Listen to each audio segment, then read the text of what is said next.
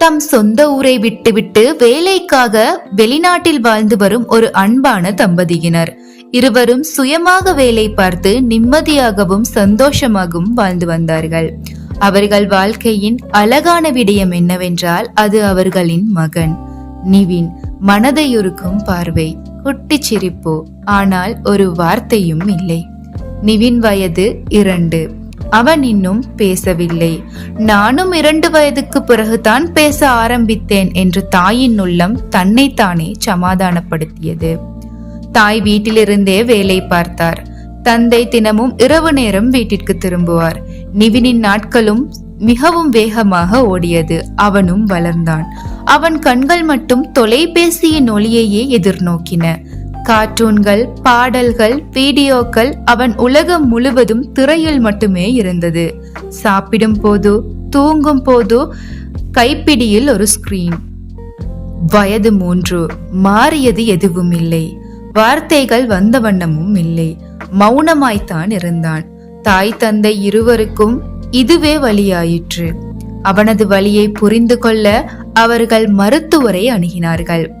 மருத்துவர் நிவினை முழுமையாக பரிசோதித்து இவருக்கு பிறப்பிலிருந்து ஏற்படும் எந்த குறையும் இல்லை என நிச்சயமாக கூறினார். வீட்டில் அவருடைய தினசரி வாழ்க்கை எப்படி இருக்கிறது என்று கேட்க தாய் தந்தை இருவரும் மிகவும் தயக்கமாக அவருடைய தொலைபேசி பழக்கங்களை பற்றி சொன்னார்கள். மருத்துவர் சற்று சிந்தித்துவிட்டு கூறினார், இது ஸ்கிரீன் இன்டியூஸ்ட் டிலே, அதாவது அதிகமான திரை நேரம் அவருடைய இயற்கையான பேச்சு திறனை தடை செய்திருக்கிறது. ஆட்டிசம் போன்ற அறிகுறிகள் இது போலவே காட்டும், ஆனால் இது ஆட்டிசம் இல்லை என அவர் விளக்கினார். ஆனால் இது திரையிலிருந்து விலகும் போது சரியாக வாய்ப்புள்ளதென்று கூறினார். தாய் தந்தை குழம்பி போனார்கள். இப்போது நாம் என்ன செய்ய வேண்டும்?